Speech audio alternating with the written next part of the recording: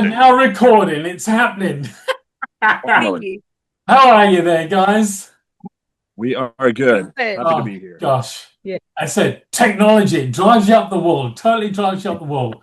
Now I must admit, I've got to make a statement. I did a Google search on Battle Beast, and it confuses me because in regards to the name and the comic, unless I've got it totally wrong. Oh yeah. Does that still come up with you guys? Yeah, I had never heard of BattleBeast toy line. Obviously, I know of it now. Like, obviously, I mean, I thought it was like a unused name, BattleBeast, when we started. But now I discovered that BattleBeast it's a heavy metal band. It's a toy line, and it's some fucking character from some weird comic that looks like a lion. Yeah. But at least I had no idea about any of that. Yeah, but I also didn't invent the band name, so I'm not the one to blame here. I would have named the band something cooler. Yeah, something cooler, which is bar super low, but yeah. All right, now we've gone through that statement. One story ends, another one begins. So after 13 years, 6 albums, you've changed vocalists. Obviously, welcome to the new vocalist, and welcome to the little changes that are going to happen within the band itself. Was it difficult to find that right vocalist?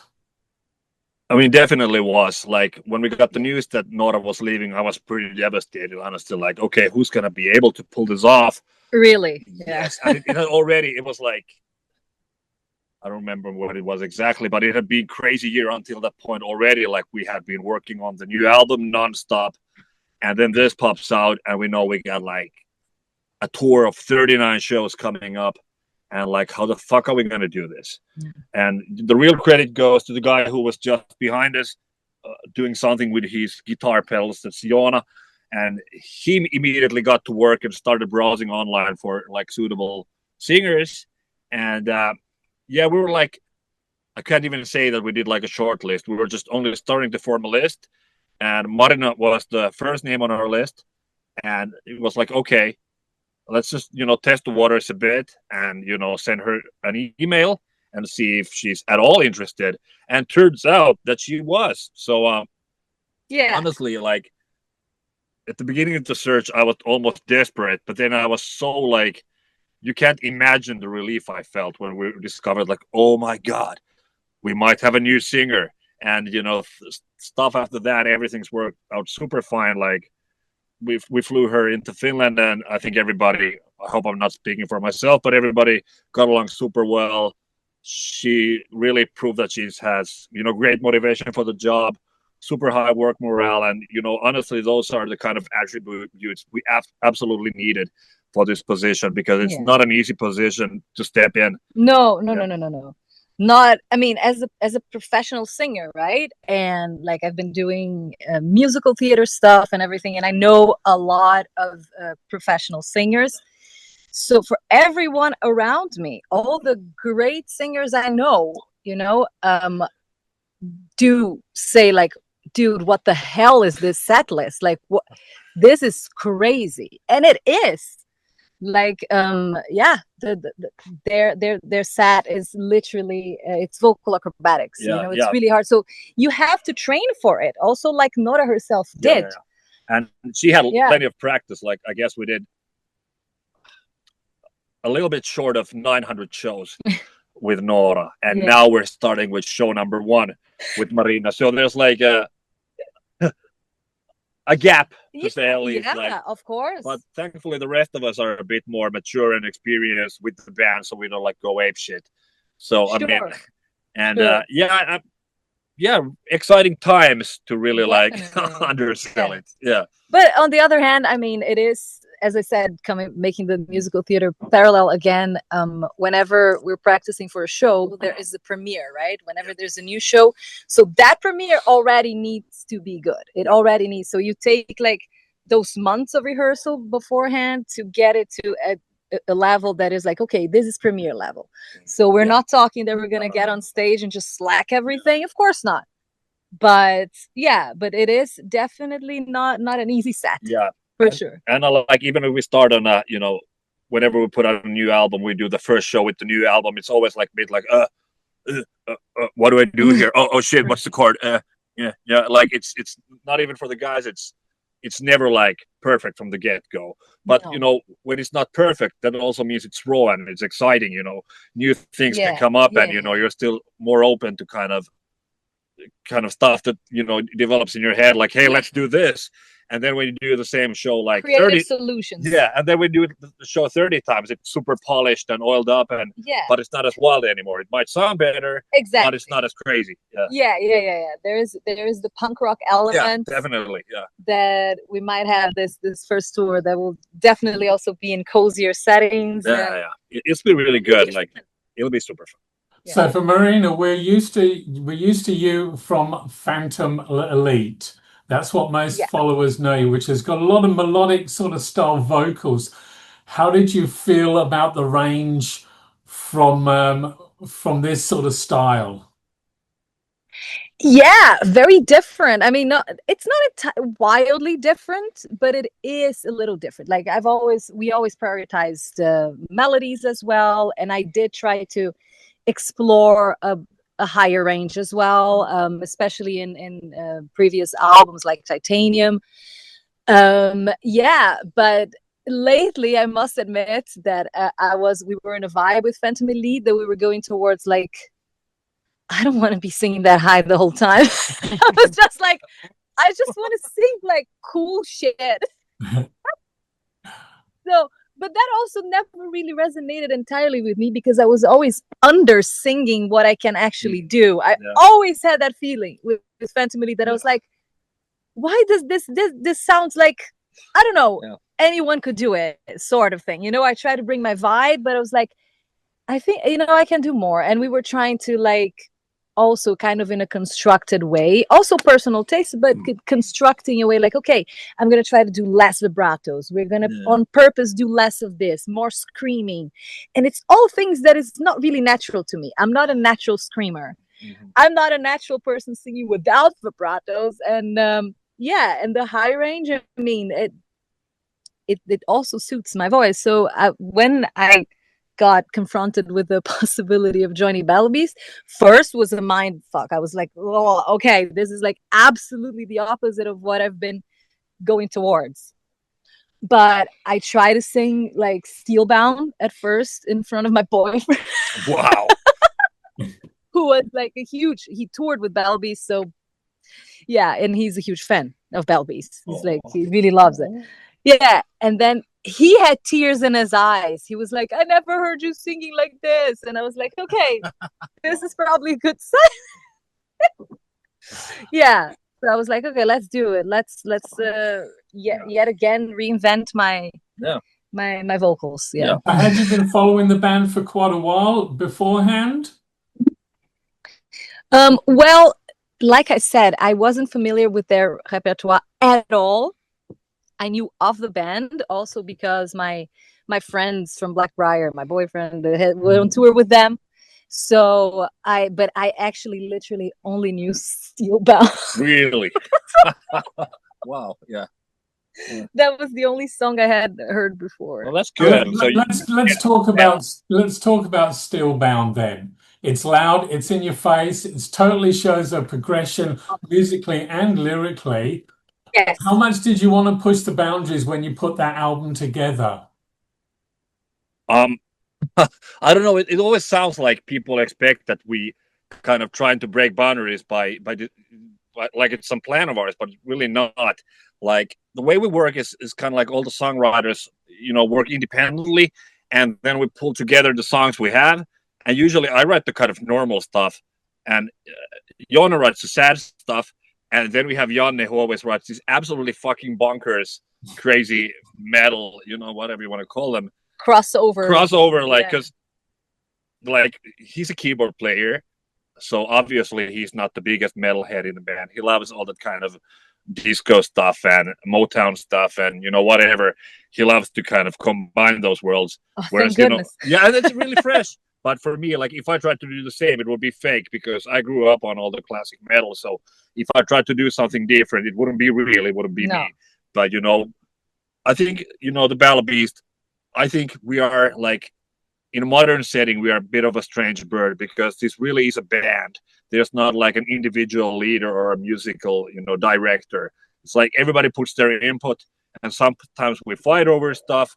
We do improv on stage, which sometimes it's great, sometimes it sucks, and ideas get mixed up, and sometimes it's just absolute madness. But it's real. It's a real, band thing. Like, everybody contributes, and It is. Yeah. yes, and the band is really about the input of all 6 members, and yeah, we've just brought in Marina, and we're still looking forward to the first show with her. So how it will eventually turn out, not even us. No, we have no idea. No, nobody has any idea. It's gonna be good, but what kind of good? Of course it's going to be good. Now, talking about the songs on Stillbound, firstly, obviously the main song I want to talk about is Last Goodbye, which is both ballsy and brash musically, but the story behind it is like totally epic. Please fill us in on the story. Yeah, it was that was a song I wrote, and I was in a hospital in year 2020. I had a brain tumor, not the cancer kind, but the easier kind, and I spent a few weeks in the hospital. And when you're in a hospital, there's not a whole lot of outside influences. So you're there and you start talking to people around you. And in the bed next to me, there was this older woman who told me that she had first been diagnosed with cancer. It was like, I can't remember the exact year anymore. It was like 1986 or 1985. Oh my God. It's like, and still like, the disease kept coming back, and she would just hit the hospital and get the chemotherapy, which I understand is like the biggest pain you can imagine. But kept fighting.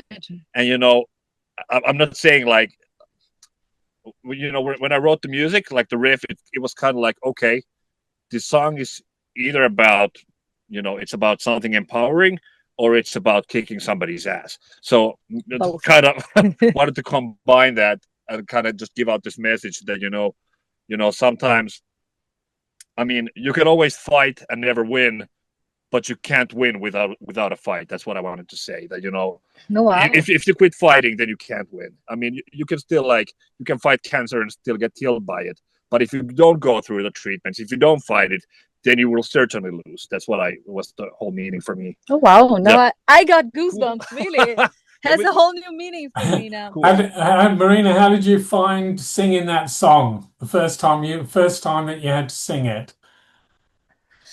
I hadn't thought about the lyrics. We need to do this. Actually, we need to discuss the lyrics. It's great. Yeah.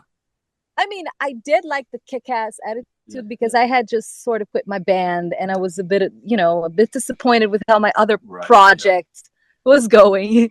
So it was kind of motivating, It's like, you left me bruised, but unbroken, like that kind of shit. It's like, it's like, okay, I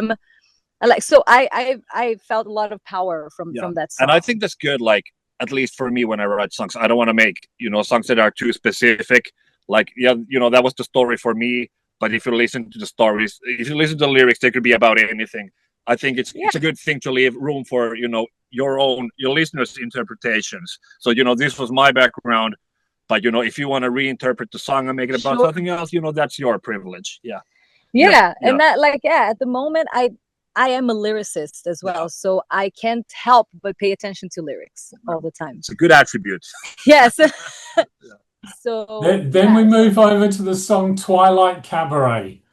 Now I can close my eyes and listen to that song, and all as I've got a picture of is basically being in a Spanish villa with you guys playing, people dancing around you, just enjoying themselves, and it seems a very happy song, but then it's like it's got all sorts of lots of layers to it. And it's a strong message lyrically. It is but it's like you said, like the message is it's kind of dark, but the music is, well, I don't know if it's upbeat, it's very off-putting.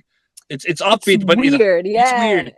But that's also something we often contribute. You take a heavy topic, but you put powerful music on it. Yeah. So it's kind of like we even have this kind of, pseudo ballads which are like but it's like baby I love you and Yeah. it's a lot. Together forever. It's like kind of combining two things. Yeah. Yeah. I imagine like those disgustingly rich people having a blast somewhere, with cigars and naked women. Yeah. It's like to me it's all like the the theme from Sex and the City. Yeah. Then we move over to The Long Road. What were you thinking when you wrote that? Nothing. No, I really wasn't. It was just something, I was working on what I would consider the actual songs, with lyrics and all. That was like, okay, I'm gonna take a break from that and just mess around with this, orchestral program I had, and okay, that's a good theme. Oh, a new plugin. Yeah, exactly. It's a new plugin, and the melody became strong, and then I was like, okay, I have this song, and I guess there's space on the album, and I didn't really ask anyone. I just sent it to this guy called Perttu Vänskä, who has done a lot of like composing on his own, and he's working on like video game soundtracks and everything. I was like, hey, could you maybe like actually like orchestrate it? Like I can orchestrate in a way that okay, here's a horn which does but it takes a very professional guy to actually make it sound Absolutely. good. I sent it to him, and then I show it to the rest of the guys, and everybody was like, hey, that's cool, let's put it on the album. That's the intro. Yeah, that's the intro now. Yeah. I was going to say, because it sounds like something from Game of Thrones style, or something that's more like an end credit. So I'll try that again. An end credits of a movie of that style. Yeah, somebody else has also pointed out a Game of Thrones, but it's just you put out the do. It's just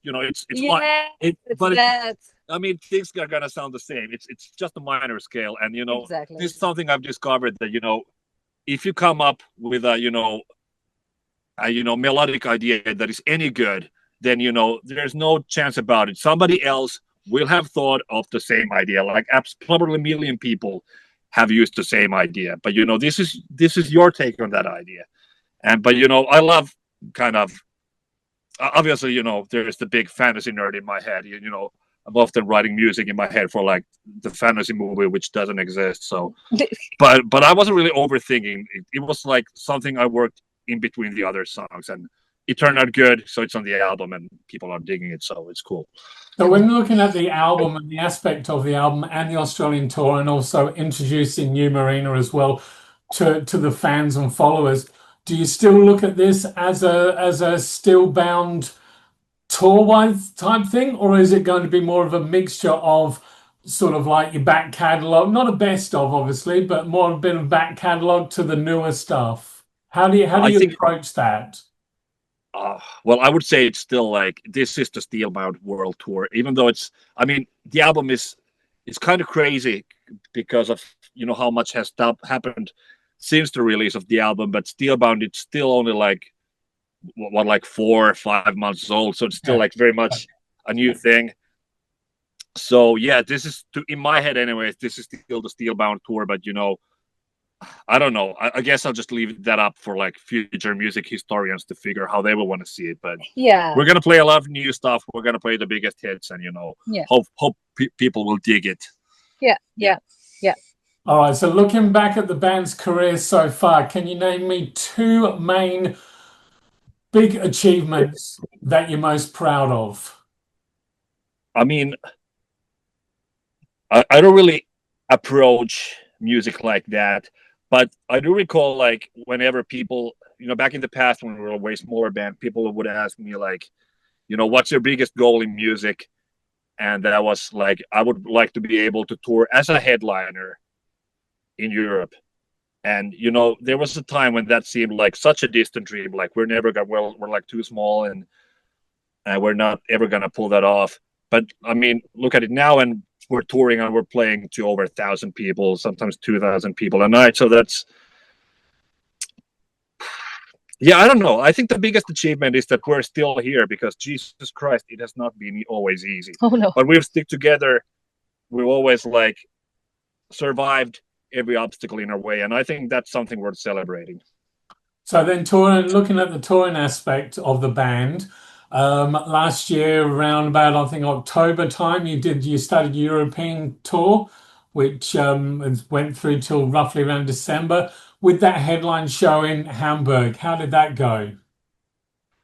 It was good. It was rough, but you know, if you don't like touring, then you know you shouldn't be in a band. But there was a long ass tour. But I love it. I love being on tour. I love playing every night. Like it's year by year, it's getting harder being away from home. But you know, this is the job we signed up for. So you know, I would be crazy to complain. So you know, get used to it. Oh yeah. The tours I've done so far, every single one of them, I didn't want to come home. Yeah. So it's good. Also, I was with my ex-fiance on tour, so that changes a lot. Now that I have actually, you know, a loved one waiting at home might make me want to go back. So what can we expect in Australia? What can we expect? What are we looking for?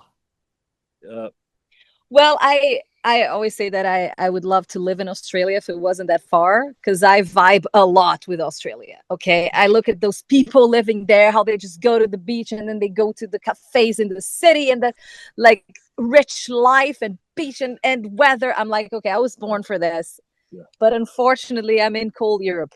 Yeah. So you are looking forward to beaches and cafes, and yes. Australian people should be looking forward to a musical beatdown. Yeah.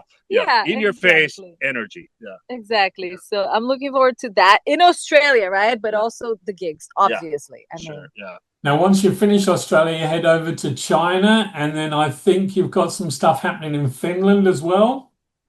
These are actually, we're doing Japan, then Australia, then China, then we have some time off to figure out what the hell we want to do next, and then it's the summer festivals. We're having some time off, and after that, who the fuck knows? Yeah, new adventures in the horizon. Yeah, we're figuring it out. Yeah, we're figuring it out. Yeah. Well, when you come out to Adelaide, I certainly hope you play Master of Illusion, which is one of my favorites. Mate, yeah, it's one of the biggest hits. So yeah. Anyway, I thank you very much for taking time out. I can't wait to see you guys live, and you know it's going to be one hell of a show. I know when you come out to Adelaide, and I know your Australian tour will be very successful. Thank you very much. Thank you so much. Cool. Thank you very much. See you then. All right. Bye bye. See you later. Bye.